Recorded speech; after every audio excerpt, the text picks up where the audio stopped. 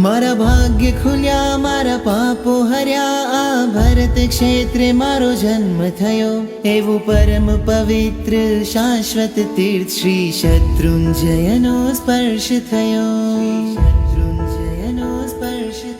જેના કણ કણમાં હર રજ કણમાં અનંતા જીવો તર્યા રે. જ્યાં વારે વારે આદિ પ્રભુએ પાવન પગલા કર્યા રે. પાવન પગલા કર્યા રે. જે તીરથ પર સિદ્ધિ છે, જે શાશ્વત સુખ નિધિ છે, એવા તીરથને કરું હું વંદના.